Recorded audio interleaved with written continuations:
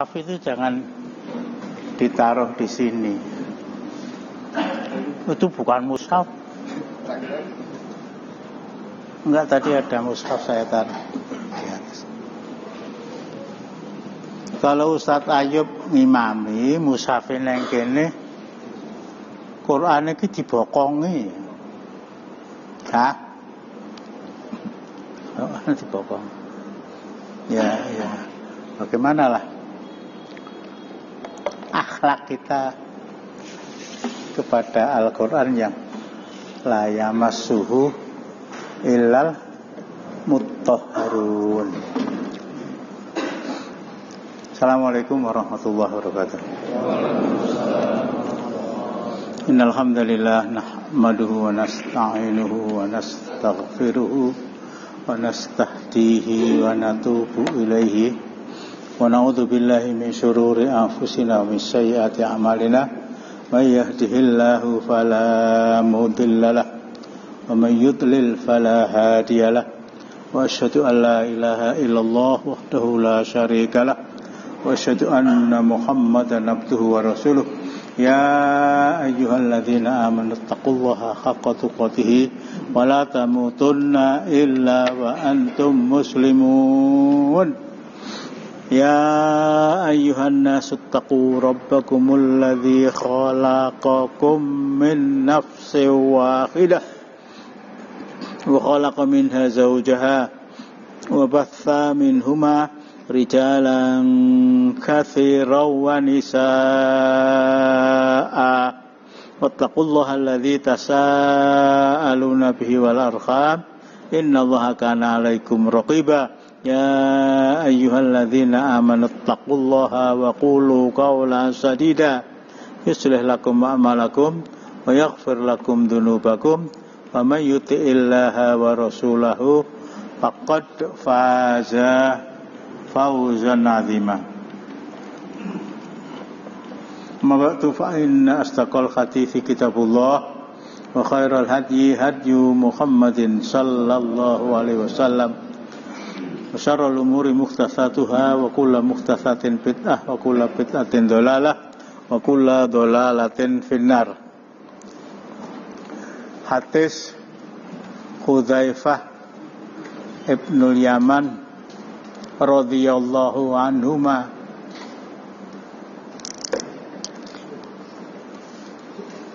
ya Rasulullah, inna kunna fi jahiliyatin wa syarrin faja'anallahu bihadzal khair wa hal ba'da hadzal khairi min syarr. Kita hidup di masa jahiliyah dengan beraneka ragam kejahatan yang kita lakukan. Kemudian Allah datang kepada kami membawa Islam dengan perantaraan Jibril diwahyukan kepada Muhammad sallallahu alaihi wasallam dan disampaikan kepada kita, apakah setelah kebaikan ini nanti akan datang kejahatan lagi? Qala na'am, iya. La na'am, iya. Pelan-pelan dari bawah ke atas. Di masa periode Madinah ini Islam betul-betul berada di puncak. Jadi teori yang dibuat manusia kalau sudah berada di puncak itu tidak terus begini. Ada di puncak, bisa jadi naik lagi, bisa jadi turun lagi, bisa jadi. Sehingga sahabat Hudzaifah ini bertanya kepada Rasulullah, hal ba'da hadzal khairi min syarr, apakah setelah Waalaikumsalam warahmatullahi wabarakatuh, setelah kebaikan ini akan datang kembali kejahatan? Dijawab oleh Rasulullah, iya. Di masa Abu Bakar As-Siddiq bin Abi Quhafah radhiyallahu anhuma, para muhadditsin, para ulama hadis belum menyimpulkan bahwa selama 2 tahun 4 bulan Waalaikumsalam pemerintahan Abu Bakar itu asyar, kejahatan sudah datang.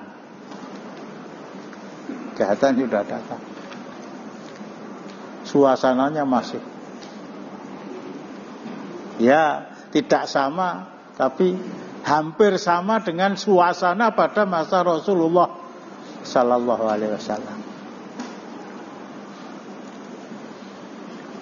2 tahun 4 bulan wasiat Abu Bakar As-Siddiq bin Abi Quhafah radhiyallahu anhuma, Umar, nanti yang menggantikan saya kamu. Mbok jangan saya kok. Mbok itu enggak ada ya bahasa Arab ya. Tapi kalau enggak pakai mbok gitu kok ya enggak marah. Mbok jangan saya, enggak. Saya mantep nunjuk kamu. Selama 10 tahun Umar Ibnul Khattab memerintah, diakhiri dengan peristiwa, silakan katakan terakhir juga silakan, peristiwa di mana Allah mengabulkan permintaan Umar Ibnul Khattab, Allahumma rzuqni syahadata wa amitni fi harami nabiyyik. Masyaallah. Waalaikumsalam. Allahumma rzuqni syahadata wa amitni fi harami nabiyyik. Terbunuhnya Umar oleh Abu Lu'lu'ah, bahasa Persinya virus, yang kemudian manusia satu ini dianggap sebagai manusia yang mempunyai jasa yang sangat besar kepada orang-orang Syiah. Aku nirok dulu ya. Ini di satu sisi memang terkabulnya doa Umar bin Khattab, ya Allah, karuniakan kepadaku syahadah. Ya Allah, matikanlah saya dalam keadaan syahid, dibunuh oleh musuh Islam. Itu pun masih ada persyaratan kedua. Wa amitni fi harami nabiyyik, dan matikan aku di tanah haram Nabi kamu, Madinah al-Munawwarah. Madinah itu tanah haramnya Rasulullah Muhammad sallallahu alaihi wasallam. Makkah itu tanah haramnya Nabi Ibrahim alaihi salam. Peristiwanya ya saya katakan dari sudut pandang apa? Bahwa peristiwa ini tragis. Seorang Amirul Mukminin yang wilayah kekuasaannya terbentang sejak Afrika Utara sampai Asia Tengah dibunuh oleh orang yang adalah, Waalaikumsalam warahmatullahi wabarakatuh, Waalaikumsalam, yang adalah orang ajam, non-Arab. Nah ini dari sisi politiknya, dan lebih tragis lagi, Abu Lu'lu'ah itu tampil dalam suasana menampilkan diri sebagai seorang muslim, sholat jamaah di belakang imam.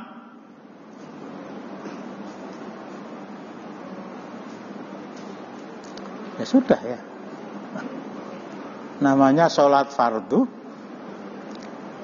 dan diimami secara ikhlas oleh Amirul Mukminin, dan kesempatan itu dimanfaatkan oleh Abu Lu'lu'ah tadi untuk menghunjamkan tombak bermata tiga, sampai akhirnya beliau tersungkur, sampai akhirnya beliau dibawa ke rumah, sampai akhirnya itu sholat jamaah bisa bubar itu. Sholat jamaah bisa bubar. Lah imamnya batal dengan syahadah, sementara Waalaikumsalam warahmatullahi, secara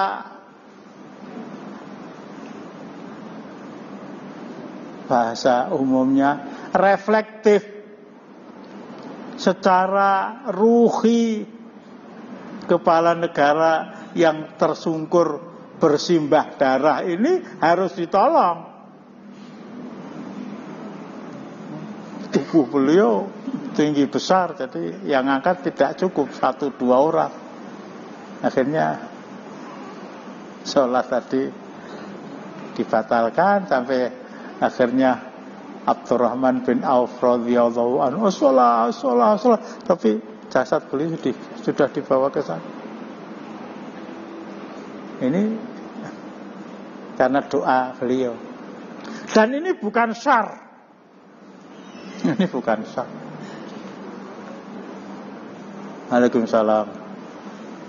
Bahkan dalam keadaan masih sadar, Umar ibn Khattab bertanya kepada Abdullah bin Umar, siapa yang menikam saya? Orang Arab apa non-Arab? Arabiyun ajami, orang ajam bah, orang Persia. Alhamdulillah, orang yang tidak senang kepada saya ini bukan orang Arab tetapi orang ajam. Waalaikumsalam. Ini sama sekali bukan merupakan syar. Sama sekali bukan merupakan, bukan kejahatan. Mintakan izin kepada Aisyah, sudah sering saya angkat, agar saya bisa dikubur satu ruangan bersama Rasulullah Sallallahu Alaihi Wasallam. Datang kepada Aisyah dan diberitahukan kepada beliau tentang krisisnya Umar bin Khattab, dan tampak betapa sedihnya beliau. Ini orang yang paling akrab dengan suami saya,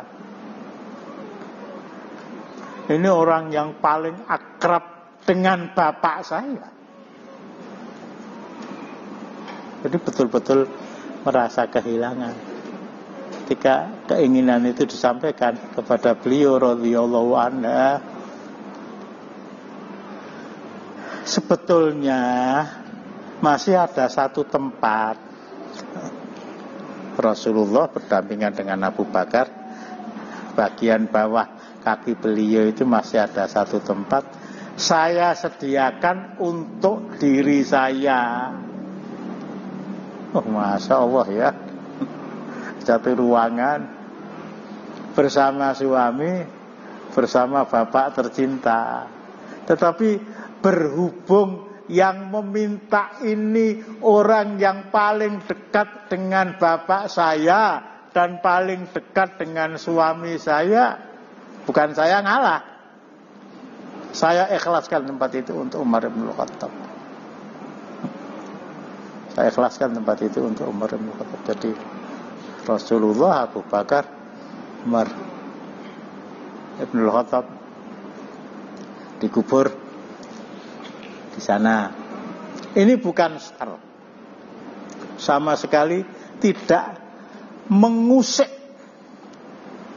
tegaknya Islam yang betul-betul telah berkibar. Tadi saya katakan sejak dari Afrika Utara sampai Asia Tengah.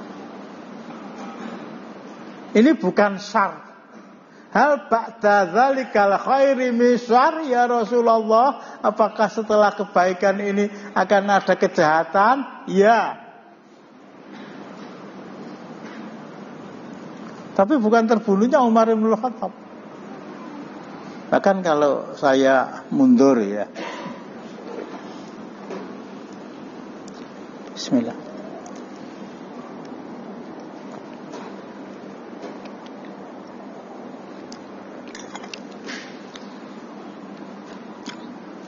Bukan peristiwa terbunuhnya Abdullah bin Abi Bakrin As-Siddiq bin Abi Quhafah, putra kepala negara. Kalau Saudi itu keberadaannya seperti Pangeran Salman yang kemarin membeli klub sepak bola. Jadi antum nanti kalau haji bal-balan sih.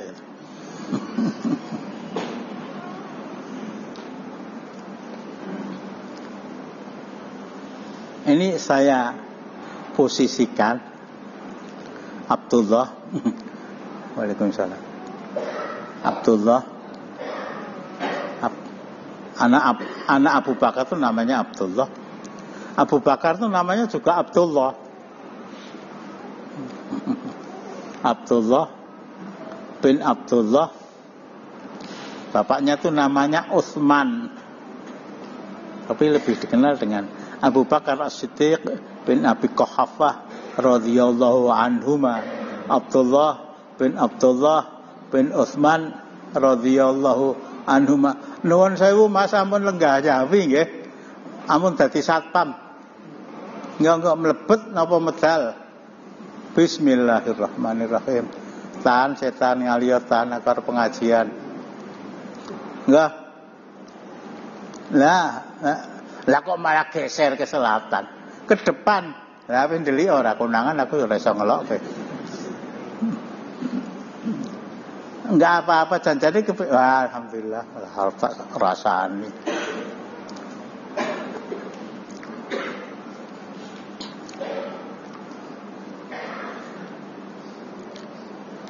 Sebentar. Ini anak Abu Bakar yang sulung ya. Lahir dari ibu yang bernama Qutailah. Anak ini yang diperintahkan oleh Abu Bakar As-Siddiq, bapaknya, agar dia menggembalakan Waalaikumsalam warahmatullahi wabarakatuh, kambing di sekitar Gunung Thaur untuk ya secara sembunyi-sembunyi memberitahu ketika beliau Abu Bakar As-Siddiq bersama Rasulullah bersembunyi di dalam gua yang ada di gunung tadi, memberitahu bagaimana suasana kota Makkah setelah beliau berdua meninggalkan Makkah tanpa ketahuan, dan kepada penduduk siapa saja yang bisa menangkap dua-duanya hidup atau mati, hadiah yang disediakan 100 ekor unta. 100 ekor unta. Dumen sak Indonesia ning aja saiki. Soale bon bine rong itu ditonton cah cilik. Berarti kosong. Lah nek unta suket ya, lah nek macan terus sedina njuruk ki pirang kilo itu. Macan, singo, apa lagi? Ini Abdullah bin Utsman, Abdullah bin Abi Bakar As-Siddiq bin Abi Quhafah radhiyallahu anhum. Dalam perang Hunain, masih ingat ya, surat At-Taubah ayat 24. Wa yauma Hunain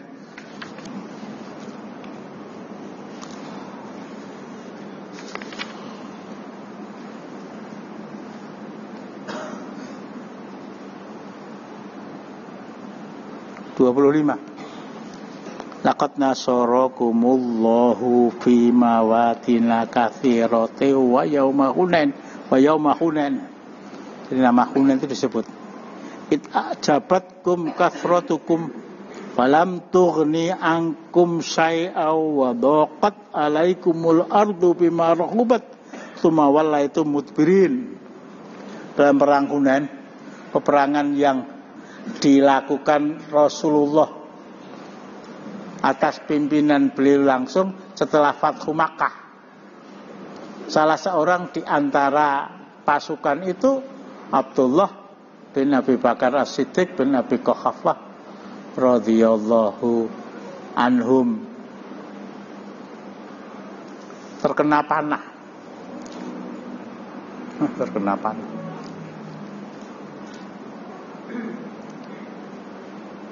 Ya, panah untuk perang itu eman-eman ya, kalau tidak. Waalaikumsalam warahmatullahi. Kalau tidak diberi racun, kena panah. Memang tidak langsung meninggal.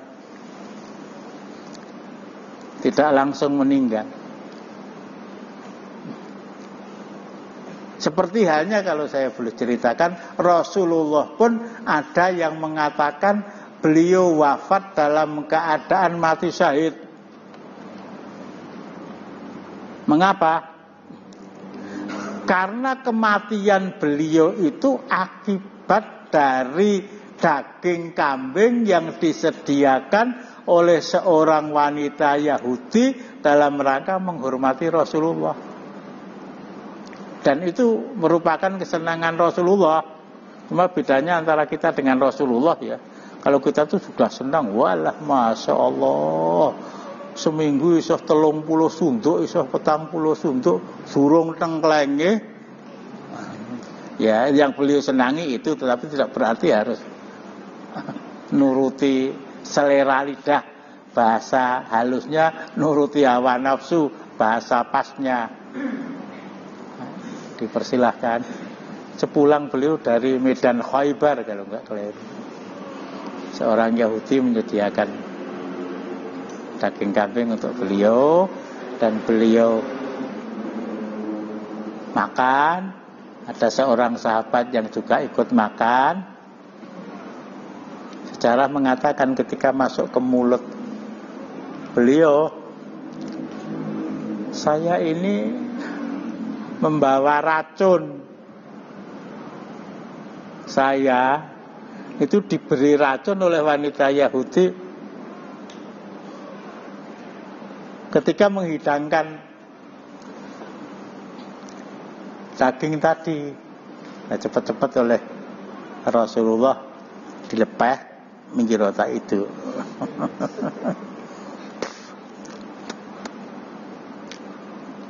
Konon ada ya, sedikit lah ya racun yang tetap melekat di lidah beliau, yang akhirnya itu berkembang, yang akhirnya menjadikan sarana bagi Allah Subhanahu wa ta'ala untuk memanggil beliau keharibaan Allah Subhanahu wa ta'ala. Sahabat yang ikut makan tadi ya akhirnya meninggal. Waalaikumsalam. Ngapa kamu menaruh racun? Saya ingin mengetes ya, ingin membuktikan apakah Rasulullah, apakah engkau itu betul-betul seorang Rasul atau bukan? Kalau seorang Rasul, mesti Allah memberitahu Anda bahwa makanan yang saya sediakan itu saya campuri racun. Tapi setelah saya melihat Rasulullah tetap sugeng dan tidak terbunuh oleh racun tadi, saya yakin Rasulullah sebagai seorang Rasul. Saksikan ya Rasulullah, asyhadu alla ilaha illallah wa asyhadu anna Muhammadar Rasulullah. Keislamannya diterima.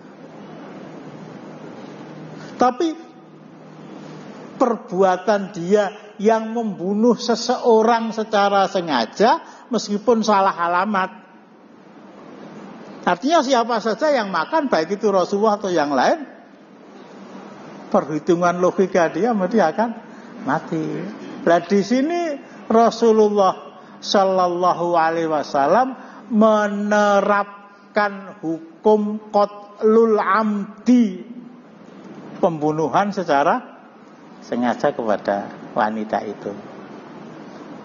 Penyakit yang ada pada, bukan penyakit ya, racun yang ada pada diri beliau tetap berkembang sampai akhirnya datang tanggal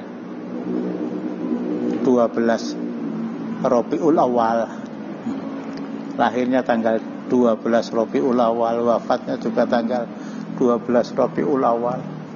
Tidak ada hari yang lebih membahagiakan diriku, kata Anas bin Malik radhiyallahu anhu, dibanding dengan ketika saya ketemu pertama kali dengan Rasulullah. Anak umur 10 tahun loh itu. Anak umur 10 tahun.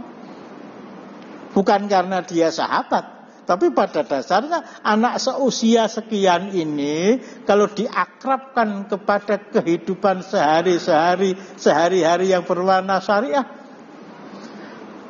itu akan akrab. Sudah dilatih Senin Kamis belum itu? Belum. Ya, masa kene luwe ya.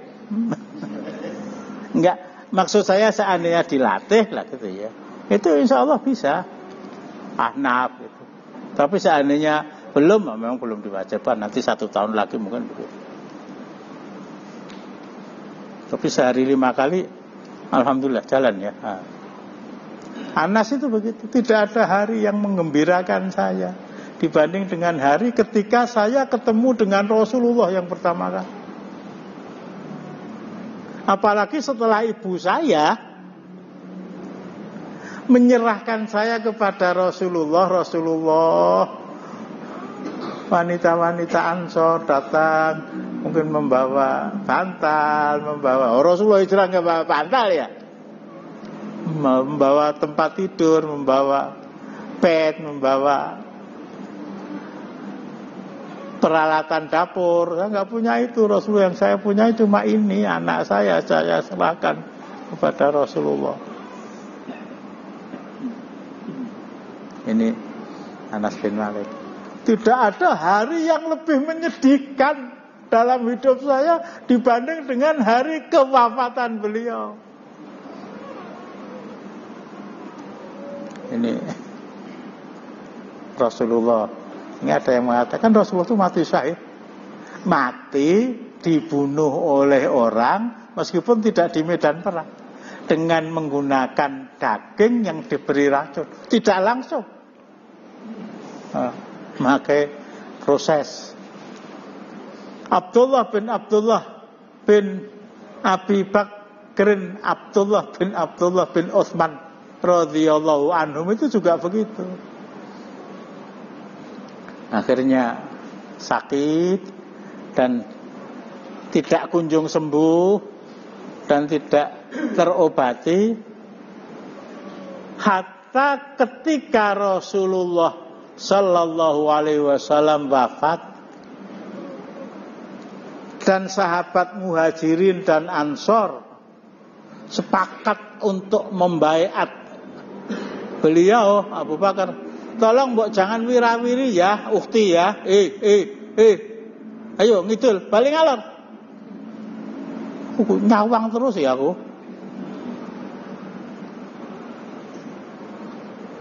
Sudah dikasih tempat ditutupi malah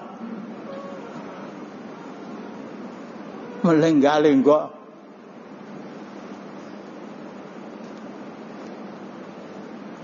Akhirnya pada masa pemerintahan Abu Bakar menjadi khalifatul Rasulillah, Abdullah ini meninggal. Dan pada masa pemerintahan Abu Bakar itu orang-orang Thaqif, penduduk Taif Jadi ke arah tenggara sekitar 75 kilometer. Setelah Fathu Makkah mereka diserang oleh Rasulullah, belum mau Islam. Tapi akhirnya mereka menyerah kepada Rasulullah. Itu pernah saya terangkan. Kami mau masuk Islam, tapi kamu tidak mau dilarang untuk minum minuman keras. Ditolak Rasulullah. Kami mau Islam, tapi kami tidak mau dilarang untuk mengerjakan sholat, dilarang oleh Rasul, ditolak. Kecuali ya udkhulu fis silmi. Akhirnya menjadi orang-orang Islam yang baik. Dan pada masa pemerintahan Abu Bakar As-Siddiq itulah utusan orang-orang Thaqif, orang-orang Taif, satu kelompok yang memusuhi Rasulullah dalam perang Hunain yang tadi saya sebutkan, itu datang kepada Abu Bakar. Sowan lah ya. Ayo bola bali wirawiri. Masuk ke utara.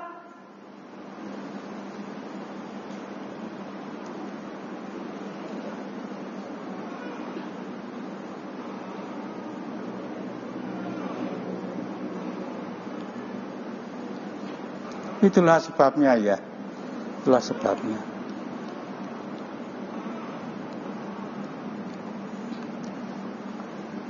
La tamna'u ima Allahi masajidallah wa khairu sholatihinna fi buyutihin. Jangan kalian larang kaum wanita, istri-istri kamu atau anak-anak kamu, itu tadi entah ibu apa anak, tapi yang jelas sudah dewasa, untuk melaksanakan sholat fardu di masjid. Tetapi sebaik-baik sholat mereka itu di rumah mereka. Ya mungkin juga bukan warga sekitar Baitul Ma'mur, tapi mungkin karena ingin ada pengajian. Tapi kamu itu sudah disediakan tempat dikurungi korden ijo kuwi lho. Aku malah wira-wiri ngalor ngidul. Ustaze ben nyawang terus ngono apa piye?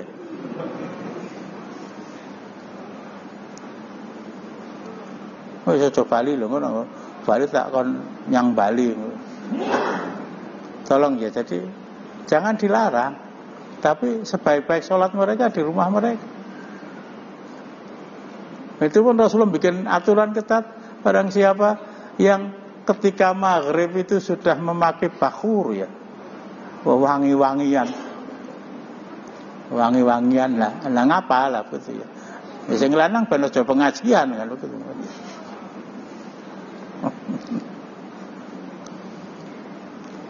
Jangan, kalau sudah pakai wangi-wangian tadi, jangan berangkat menuju masjid untuk melaksanakan sholat isya. Dilarang.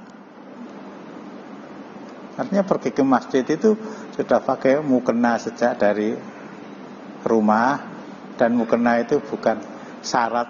Makanya minggu itu kan ngenditi nanti ya. Tidak harus pakai perukuh lah. Nah, yang Mekah ndelok wong nganggur itu wong Indonesia iki. Singapura iki. Malaysia, Patani, Brunei, Darussalam. Jangan pakai wangi-wangian. Nah, kalau masjid ini diterapkan dalam suasana luasnya masjid bisa menampung jamaah lah. Soft wanita itu yang paling belakang, paling baik, yang paling jauh dari laki-laki. Soft laki-laki yang paling depan, yang paling jauh dari wanita. Pakai pakaian rapat, nganggo rukuh sing ketok guraine tok. Sampai supaya punggung telapak tangan itu tidak tampak. Rukuhe dikai cendelan nggon jempol kan ya.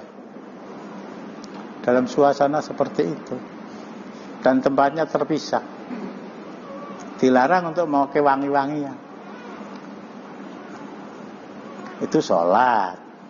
Jakong.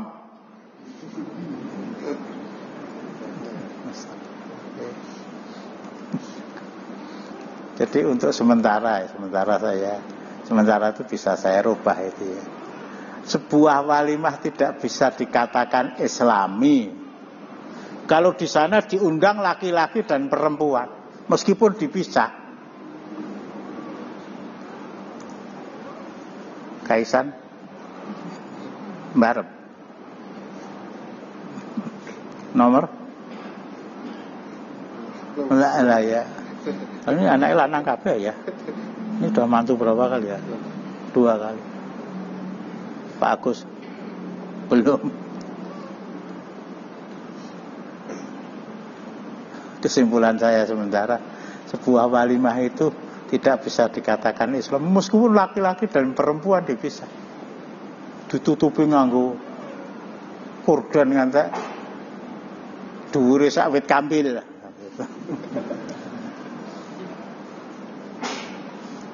Ya ketika datang lah gitu ya lah. Apalagi saya ngomong tamu jejer-jejer. Saya ngomong tamu kakung neng kidul madhep ngalor, saya ngomong tamu putri neng ngelor madhep ngidul.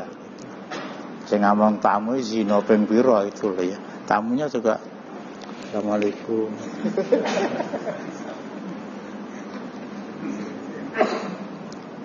Lah tekan ngendi iki mau kan?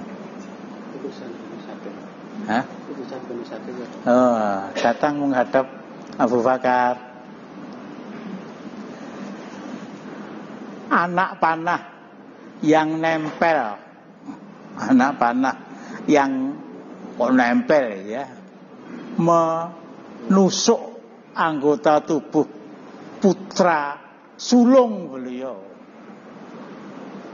Pernah berjasa membawa berita tentang kondisi hari ini kota Makkah setelah ditinggalkan oleh beliau berdua dalam rangka hijrah secara sembunyi-sembunyi. Akhirnya terkena panah itu, meninggal, dan panah itu disimpan Abu Bakar. Nah, ketika orang-orang Thaqif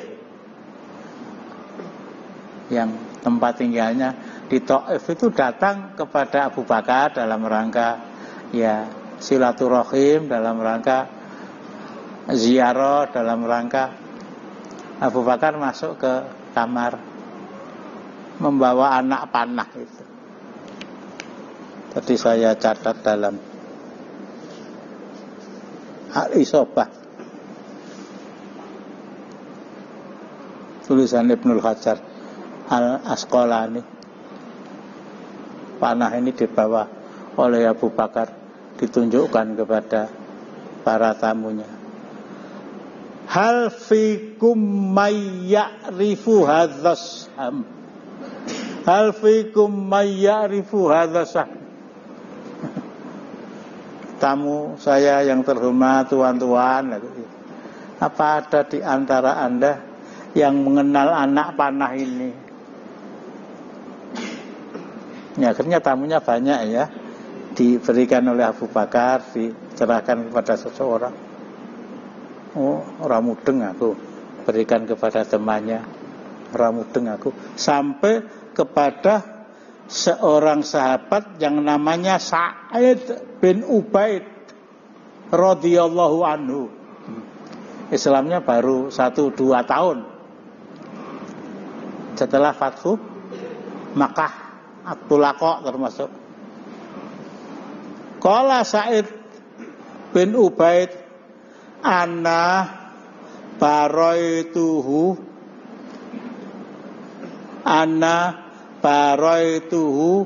warastuhu wa ana ramaitu bih. Oh, ini punya saya ini. Yang membuat panah ini saya, yang memberi bulu di belakang panah ini saya, yang melepaskan panah ini dari busur di medan perang Hunain ya saya. Adalah ya, utuk marani polisi. Ini bayangan kita. Apa kata Abu Bakar? Alhamdulillahilladzi akramallahu Abdullah biyadika walam yuhnika biyadik. Alhamdulillah, segala puji bagi Allah yang telah memuliakan Abdullah dengan mati syahid di medan perang Hunain dengan perantaraan kamu. Siapa yang mau mengatakan Abu Bakar itu sonamai Quraisy dengan Umar? Rawong kulon dalan petan dalan itu. Dalane etan ini kulon nang ya, sing paling pas lor dalan. Ini yang buat saya. Yang ngasih racun juga saya, maksudnya begitu. Yang memberi bulu bagian belakang itu juga saya. Yang melepas sampai akhirnya panah ini hilang dan kembali saya dapatkan di tangan Anda, wahai Khalifatul Rasulullah, ya saya. Berarti yang membunuh anak saya itu kamu, polisi. Alhamdulillah, segala puji bagi Allah yang telah memberikan, ini kalau saya uraikan ya, kematian yang paling mulia, Zarwatus Sanam. Segala puji bagi Allah yang telah memberikan syahadah kepada anakku dengan perantaraan kamu.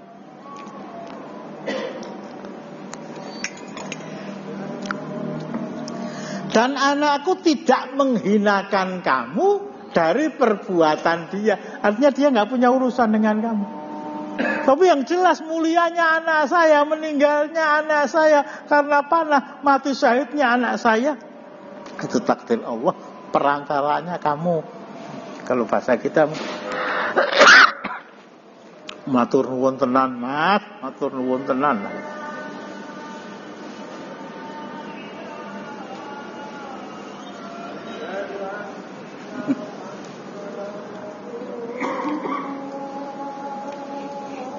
Ini muridnya Bakhtiar Nasir semua toh? Hah? 212. Bakhtiar Nasir itu ikut Abu Bakar As-Siddiq. Al-mautu fi sabilillahi asma amanina, kan gitu itu. Allahu, ayo bareng. Al-mautu fi sabilillahi asma amanina, mati di jalan Allah merupakan cita-cita kami yang paling tinggi. Enak sekali dilakukan, enak sekali ya. Didengarkan juga enak toh. Dimasukkan dalam hati koset, burung dadi manten. Kose urung mantu, tak kelem nyawang ora. Kose urung mondok ke anake. Kalau dikerucutkan semuanya ngapa? Kita kalau mendengar kematian itu, naudzubillah min dzalik. Lulu. Ya tidak seperti itu, tapi ya jangan dululah. Ngapa? Jawabnya satu. Digondeli sama dunia.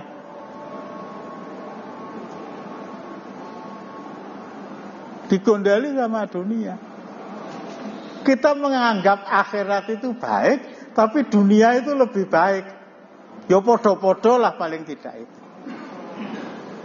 Nah itu Bakhtiar Nasir al-mautu fisabilillah. Ya itu kan sekedar untuk menambah semangat. Kalau sahabat ya.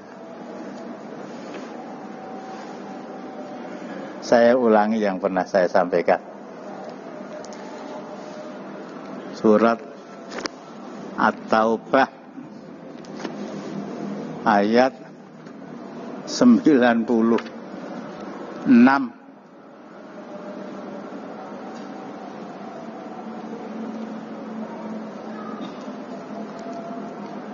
92.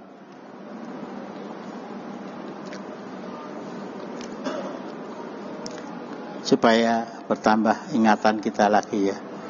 A'udzubillahi minasyaitonirrajim. Wala 'alal ladzina idza ma atau kalitahmilahum qul tala ajidu ma ahmilukum alaihi tawallaw wa a'yunuhum tafidu minat dami khazana ala yajidu ma yunfiqun. Ini perang Tabuk. Perang Tabuk. Peperangan yang terakhir dipimpin oleh Rasulullah. Peperangan yang memakan waktu perjalanan 20 hari di musim panas. Peperangan yang tentara yang beliau kerahkan paling banyak dibandingkan dengan peperangan yang lain. 30.000 pasukan. Masing-masing orang karena jarak perjalanannya lebih dari 600 mil dari Anyer sampai Panaruan. Panaruan itu mana? Kemutan betul Pak Rosid. Pelajaran sejarah di kancaku aja. Ingat enggak Pak Bro? Anyer Panaruan. Jalan yang dibuat oleh Dendeles. Kalau Panaruan masih ada warung ya. Jalan antara Anyer Panaruan itu. Antara Merak dan Banyuwangi. Masih ada hutan, masih ada laut, masih ada sawah, masih ada. Dulu sejauh mata memandang itu padang pasir. Nah ketika Rasulullah sudah siap dengan 30.000 orang pasukan beliau, dumadaan begitu ya. Bukan kebetulan ya. Dilalah kersane ngalah. Datang beberapa orang. Rasulullah, saya daftar Rasulullah. Daftar apa lah gitu? Vaksin. Masa Rasulullah nanya vaksinnya.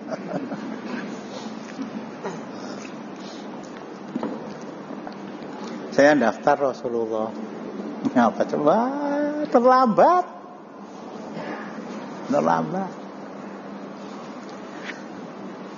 Kendaraan sudah saya bagi kepada tentara dan tidak tersisa.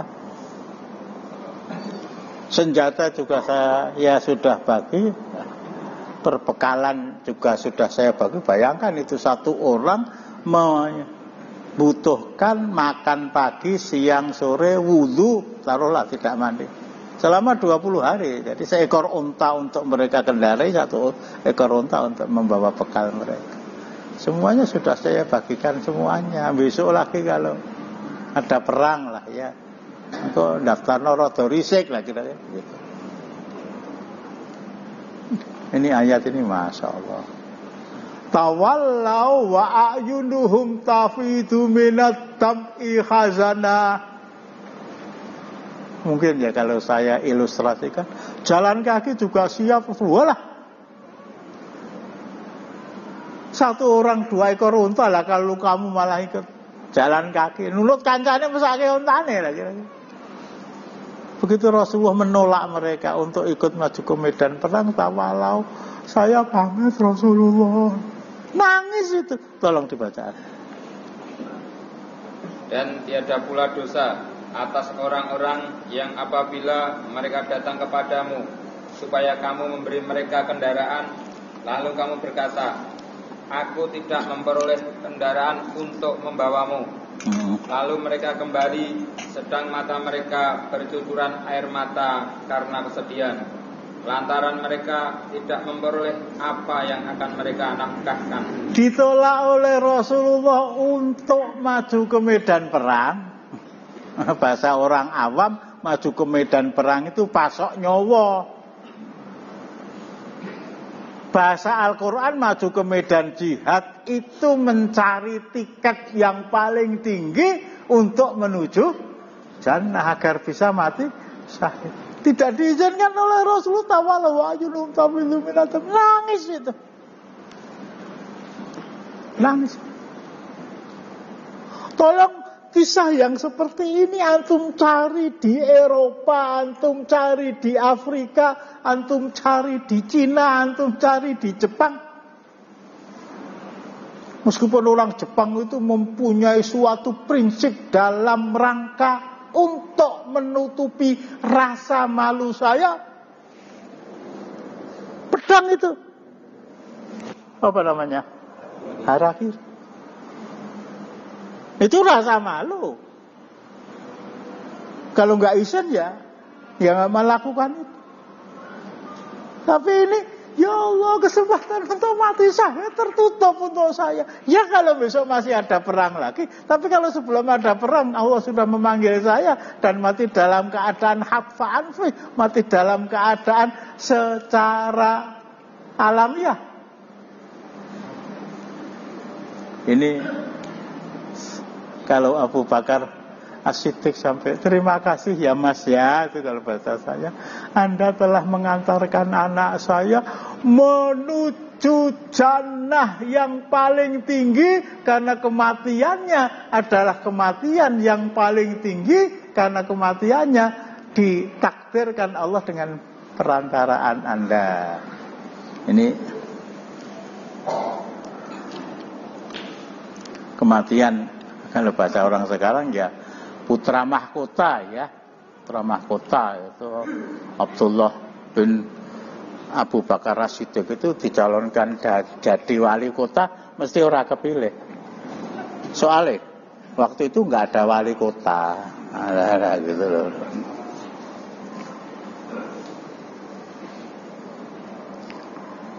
Jadi kematiannya bukan semata-mata Abdullah, tapi karena mati pada masa Abu Bakar menjadi pimpinan umat paling tinggi.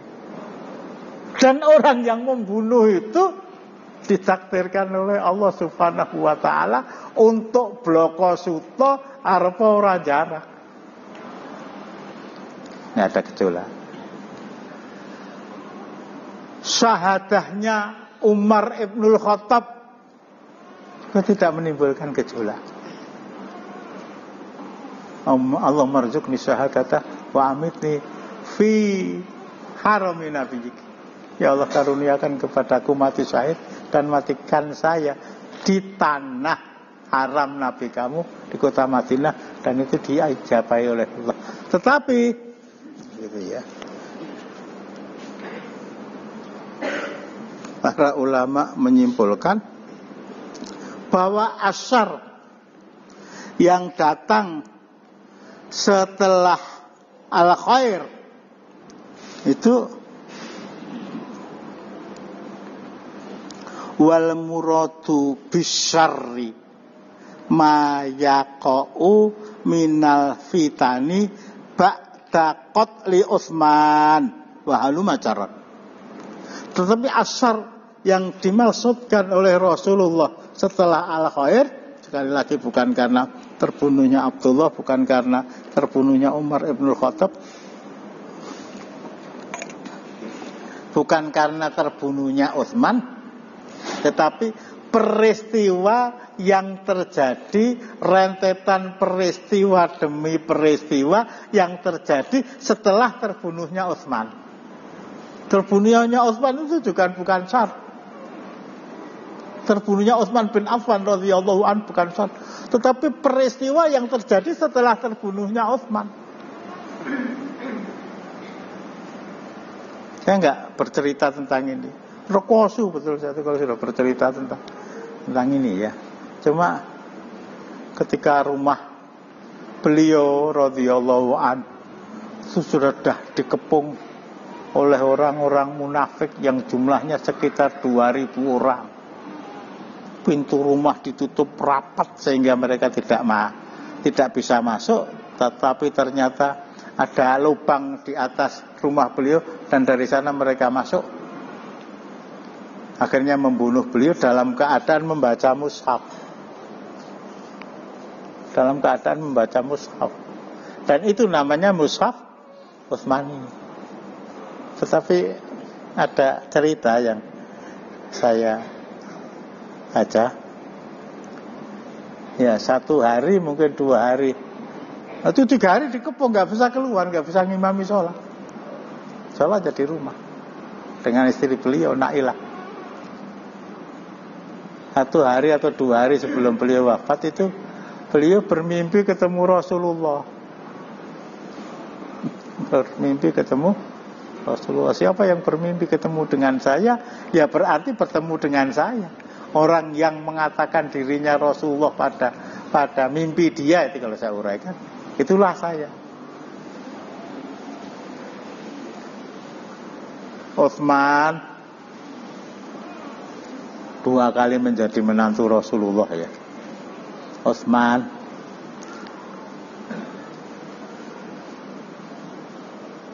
saya pakai bahasa Jawa ya, ben iso maksud begitu. Sesuk poso.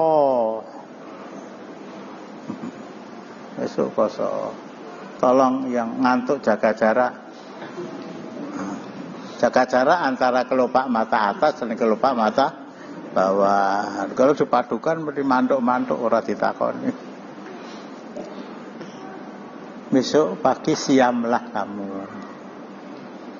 Kalau kamu siam besok, nanti saya undang buka bersama dengan saya. Kalau kamu siam besok pagi, nanti iftarnya bersama saya.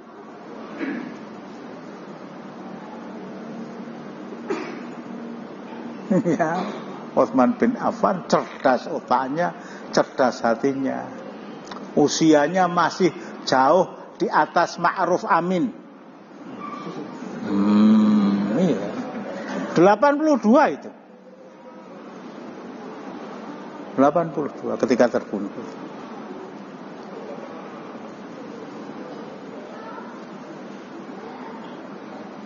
Apa Rasulullah besok pagi mau datang dari alam kubur membawa apel? Enggak, ini untuk nguraikannya gitu ya. Apa akan datang ke saya bawa kurma ajwa,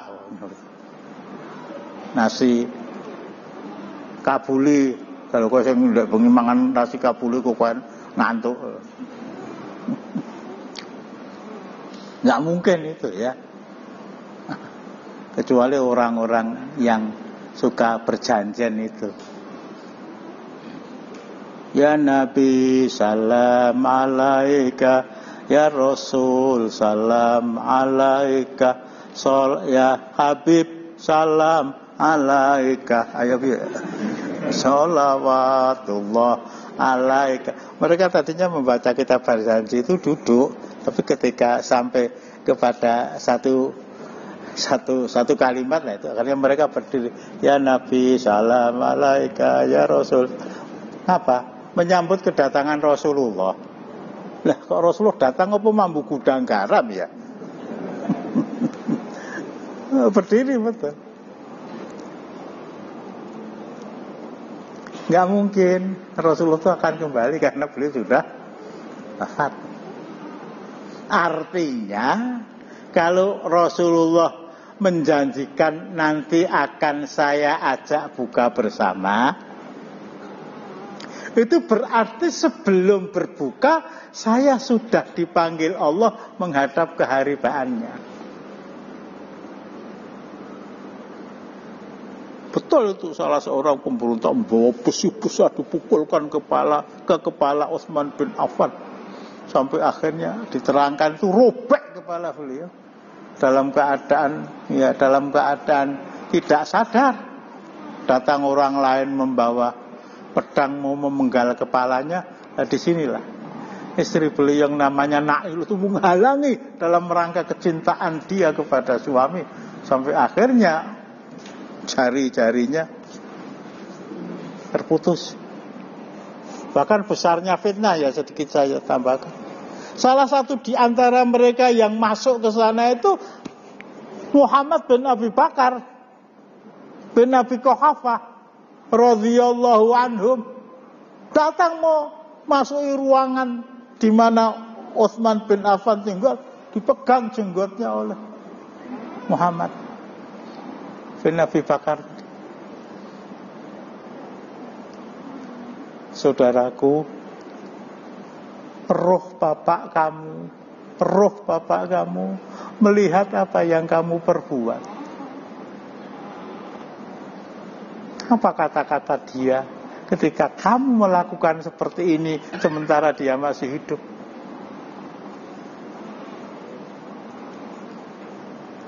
Ada yang mengatakan megang jenggot, ada yang mengatakan megang pedang untuk dihantamkan ke tubuh Utsman.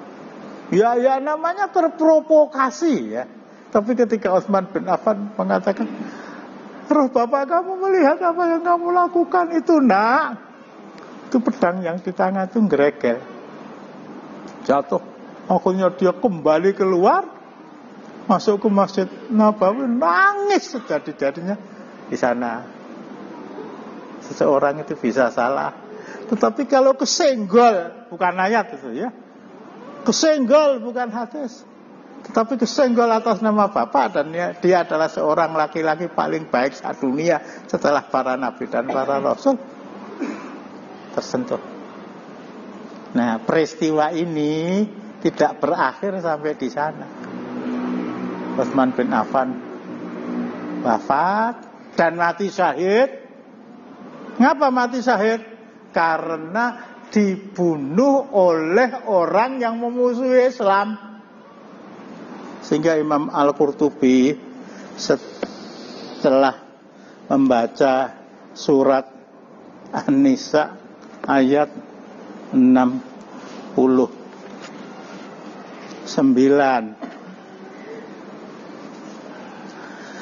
wa may yuti'illaha war rasula faulaika ma'al ladzina an'amallahu 'alaihim minan nabiyyin was-siddiqin wasyuhada'i wassalihin wa hasuna ulaika rafiqa. Syaratnya cuma 2. Apa itu? Barang siapa yang patuh kepada Allah dan Rasulnya. 2 itu saja.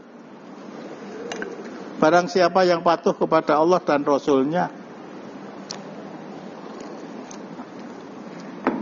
maka mereka itu akan bersama nanti di akhirat dengan orang-orang yang Allah karuniakan kepada mereka nikmat. Tolong dibaca. Dan barang siapa yang mentaati Allah dan Rasulnya, mereka itu akan bersama-sama dengan orang-orang yang dianugerahi nikmat oleh Allah, yaitu nabi-nabi, para siddiqin, orang-orang yang mati syahid, dan orang-orang soleh. Dan mereka itulah teman yang sebaik-baiknya. Barang siapa yang patuh kepada Allah dan Rasulnya, syaratnya 2, maka mereka akan ditempatkan oleh Allah Subhanahu wa ta'ala di kampung akhirat bersama-sama dengan orang yang Allah karuniakan kepada mereka. Siapa? Para nabi. Para nabi, sejak Nabi Adam, Nabi Nuh, Nabi Idris dan seterusnya. Was-siddiqin, dan orang-orang as-siddiqin. Al-Qurtubi memberikan contoh Abu Bakar as-Siddiq. As-Siddiqin itu banyak, tapi salah satu di antaranya dengan nama yang melekat pada diri beliau, Abu Bakar as-Siddiq. Mereka akan bersama-sama dengan para nabi dan para siddiqin, contohnya Abu Bakar as-Siddiq, wasyuhada'i, dan orang-orang yang mati syahid. Siapa contohnya? Umar ibn Khattab. Tidak maju ke medan perang, tapi dibunuh oleh orang kafir. Utsman bin Affan tidak maju ke medan perang, tapi dibunuh oleh orang-orang munafik. Ali bin Abi Thalib tidak maju ke medan perang, tapi dibunuh oleh orang-orang Khawarij. Wassalihin, dan orang-orang yang soleh, para sahabat Rasulullah yang radhiyallahu anhum, tapi tidak mati di medan perang. Ada contohnya umpamanya Abu Bakar as-Siddiq, contohnya Amr bin As, contohnya Khalid bin Walid, dan lain-lain. Wa hasuna ulaika rafiqo. Mereka adalah teman-teman yang paling baik. Ini setelah kematian Utsman, Muawiyah. Wah, artinya udah habis ya. Muawiyah. Jadi Muawiyah dan Utsman bin Affan itu satu suku, satu bani. Kalau Rasulullah dengan Ali itu Bani Hashim. Kalau Abu Bakar. Dan Tolha bin Ubaidillah itu Bani Adi, Bani Taim. Kalau Umar bin Khattab itu Bani Adi lah. Utsman bin Affan ini Bani Umayyah. Ikatan persaudaraan karena Bani itu lebih kuat daripada ikatan persaudaraan karena sama-sama Lubis, sama-sama Siregar, sama-sama Tampu Bolon, sama-sama ikatan orang-orang. Apalagi dengan kita orang Jawa ya. Ditakoni mbahmu jenenge sapa wis ra ngerti kok. Pemene Mbah Buyute lah. Takut salah, Mbah Buyut saya Nabi Adam rampung. Itu menuntut bela dan terjadilah perang sifil antara Muawiyah yang adalah gubernur Syam dengan tentara sekitar 70.000 orang dengan Amirul Mukminin yang dipilih oleh penduduk Madinah Ali bin Abi Thalib yang tentaranya sekitar 80.000 orang. Kita nggak bisa salahkan satu sama lain. Berbaiat kamu kepada saya, wahai Muawiyah. Saya siap berbaiat, tapi pembunuh Utsman kamu tangkap dulu. Kita bersama-sama nangkap pembunuh Utsman. Enggak, pokoknya pembunuh Utsman kamu tangkap, saya baiat. Kalau tidak ya tidak. Nah kalau nggak punya apa-apa ya ketemu yang jalan, kalau itu kan ya itu ya. Lalu punya tentara, Muawiyah lalu juga punya tentara. Terjadi peperangan itu. Tidak hanya sampai di sana, ya sampai di mana ya orang rampung-rampung kok ya. Kita lanjutkan pekan yang akan datang. Rasulullah setelah kebaikan ini apa akan ada kejelekan? Ada. Para ulama ya menyimpulkan kejahatan itu akibat setelah terjadinya pembunuhan Utsman bin Affan Dzunnurain, bukan terbunuhnya sendiri tapi terjadi setelah pembunuhan itu. Ada yang ganjel?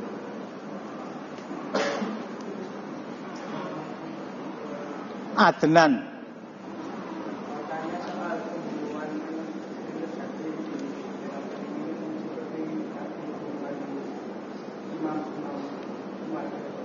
Pembunuhan?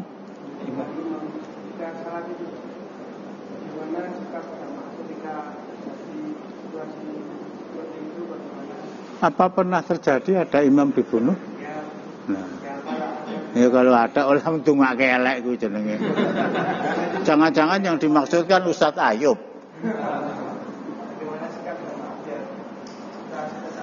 Enggak, tanyakan segala sesuatu yang real saja ya, jangan mengande-ande. Jadi ande-ande lumut ya. Kalau kisah Umar Ibnul Khattab tadi, ya pada dasarnya membatalkan sholat fardu itu tidak boleh ya.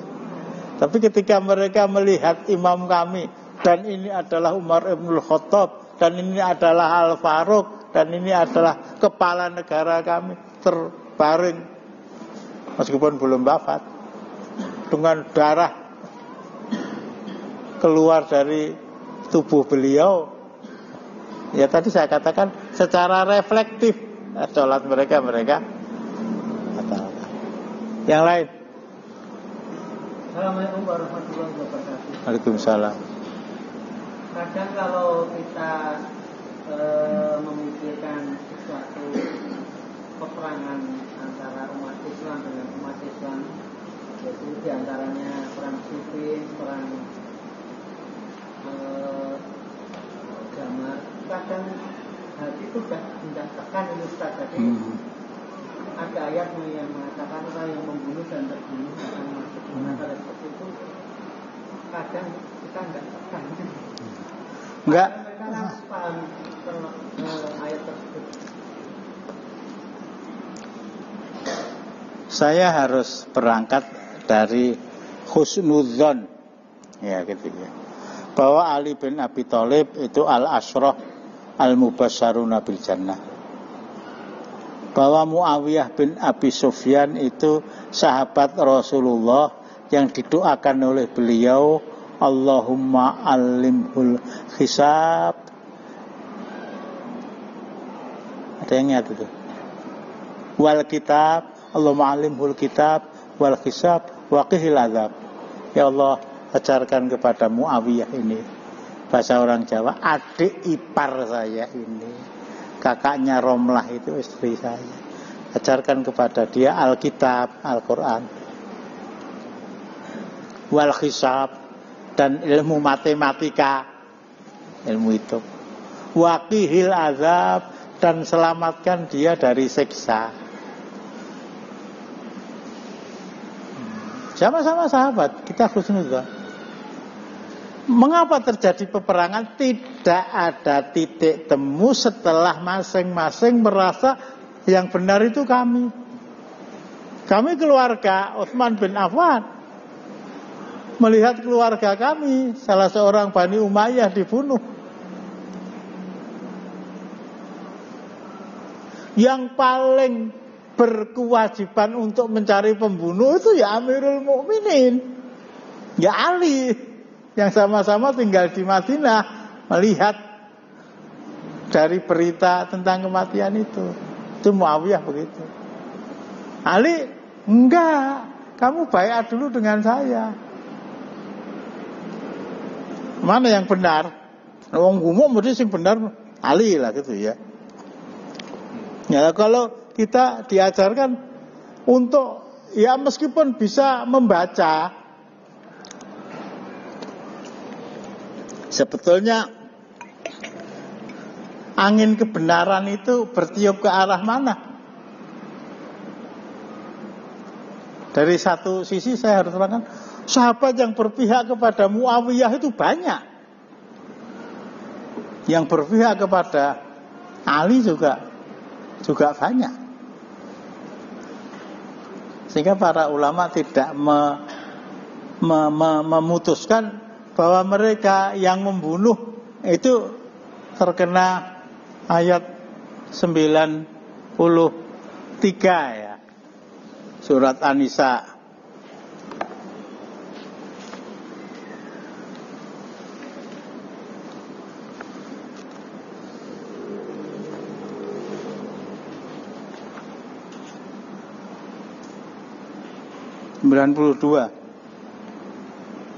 Itu juga membunuh secara khata. 93, wa may yaqtul mu'mina muta'ammida fajazauhu jahannam. Orang yang membunuh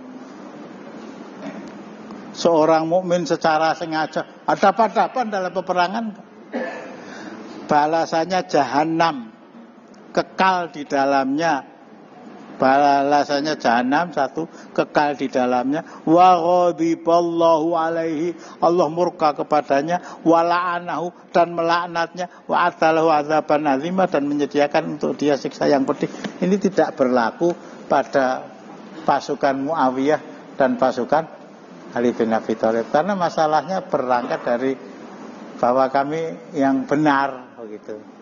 Bahkan cerita yang lebih ngenes lagi ya, ketika peperangan berakhir, orang-orang yang mati dari tentara Muawiyah di pihak Ali itu dimandikan, dikafankan, disolatkan. Astagfirullahaladzim. Sebaliknya tentara Ali yang mati dan berada di zona kekuasaan Muawiyah dimandikan, dikafankan, disolatkan, dan dikubur secara Islam. Ini saudara kami membunuh itu bukan karena mengharapkan sesuatu yang bernilai duniawiyah, tapi ingin menegakkan al-haq, seperti yang saya lihat.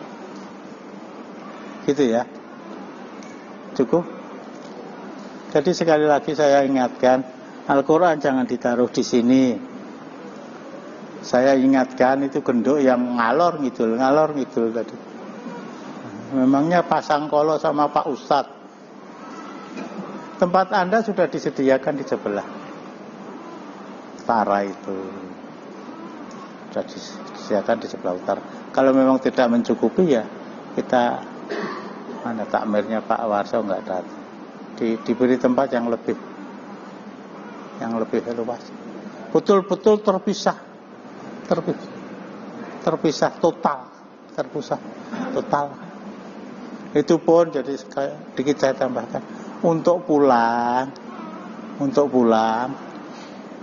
Kalau di masa Rasulullah dalam satu riwayat beliau ngimami sholat, kemudian salam, kemudian berdiri. Yang di belakang itu, ayo mulai.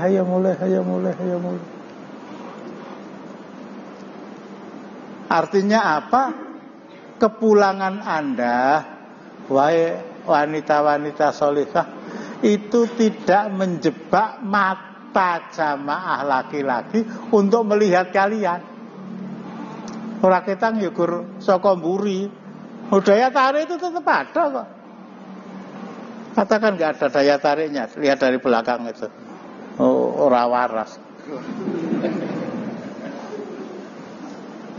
Nah itu kalau kita terapkan secara hitam putih di Baitul Ma'mur, kacau itu ya. Lah ngene iki karo bojone digoncengke diajak numpak mobil metu ya ning dalan kono, ngenteni bojone ngetokke kendaraan. Sehingga kalau saya boleh mengimbau akhwat yang ikut taklim, mudah-mudahan Allah merahmati antuna sekalian. Aja metu sik kecuali kalau jamaah laki-laki itu sudah pulang semua. Ya kelong lah. Kira-kira tinggal 20 atau 10%. Lah keluarlah. Seandainya anti semua menimbulkan fitnah, ya fitnahnya seperti itu. Sing lanang metu saka tengah, saka kidul, sing wedok ketemu saka lor lah.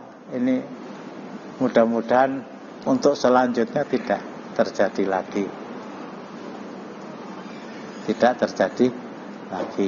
Dan itu tidak mungkin tidak terjadi ketika anti diajak suami jagong meskipun tamu laki-laki dan perempuan tuh dipisah nganggo korden dhuwure sak wit kambil, umure 10 tahun. Cukup. Kita akhiri dengan doa kafarah majelis subhanallah. Asyhadu an la ilaha illallah. Assalamualaikum warahmatullahi wabarakatuh.